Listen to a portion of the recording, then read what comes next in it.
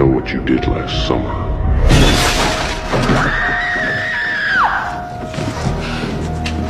Jadi itu hanya mimpi. Kecelakaan mobil tahun lalu selalu menghantui Xiao Mei. Meskipun pembunuh itu jatuh ke laut pada waktu itu, tetapi mayatnya tidak pernah terlihat hidup. Mei yang trauma. Dia tidak pernah bisa melupakan pembunuhnya. Saat itulah teman sekelasnya, Wei, datang untuk menghiburnya. Orang ini tampak seperti memiliki niat buruk. Ia pasti melihatnya sebagai seorang gadis cantik. Dalam perjalanan, ia membuatnya bahagia. Tetapi kemudian Jack melihat pemandangan ini. Mereka berdua bertengkar hebat tentang hal itu. Ketika sampai di rumah, ia mengunci pintu 8 kali. Dia telah bersikap defensif sejak insiden itu. Mei mengambil foto di samping tempat tidurnya lagi. Gadis yang tersenyum dalam foto, temannya, Omi, yang telah meninggal dunia. Meskipun ia merindukannya, tetapi hidup harus terus berjalan. Di tengah malam, pintu terbanting menutup, membangunkan Mei. Ia segera disiagakan. Ia mengambil pisau untuk perlindungan dan keluar untuk memeriksa. Pada saat itu, seseorang berjalan di belakangnya. Xiao Mei menahan napas dan mengikutinya dengan tenang. Tiba-tiba ia menemukan bahwa pintu lemari pakaian telah dibuka. Pakaian di dalamnya masih bergetar. Mungkinkah iblis dengan kait besi yang telah kembali?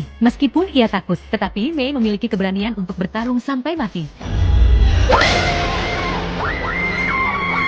Ternyata itu hanya teman baru Mei, Blackie. Dia hanya meminjam gaun untuk dipakai. Mereka begitu ketakutan sehingga mereka hampir berpisah. Keesokan harinya, Blackie mendapat panggilan untuk kuis. Jika dia melakukannya dengan benar, Anda bisa memenangkan perjalanan 3 hari ke Spring Island. Pertanyaan di ujung telepon sederhana saja. Berapa jumlah 40.000 tanda bintang 40.000? Keduanya langsung menjawab bahwa itu sama dengan 160.000.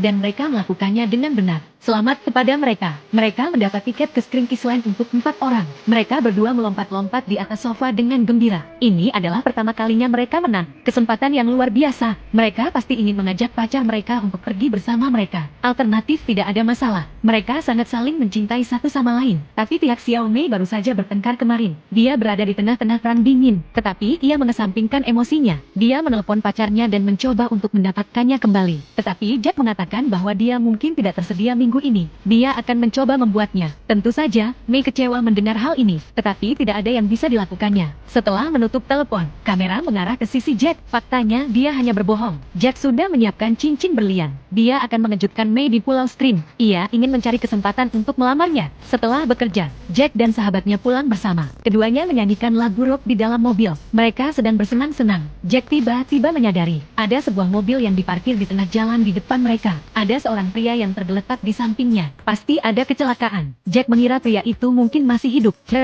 Jadi, ia memutuskan untuk keluar dari mobil dan memeriksanya. Sahabatnya tetap berada di dalam mobil dan menunggu untuk melihat apa yang akan terjadi. Jack dengan hati-hati berjalan ke arah pria itu. Ia melepas topinya dan melihat. Itu adalah boneka. Jack segera menyadari bahwa dia telah dijebak. Wow, pria dengan kait besi itu kembali. Dia telah mengambil mobil Jack dan akan menabraknya. Karena takut, Jack lari menyelamatkan diri.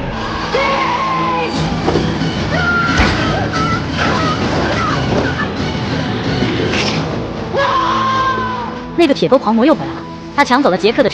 Perburuan dilanjutkan dalam episode berikutnya.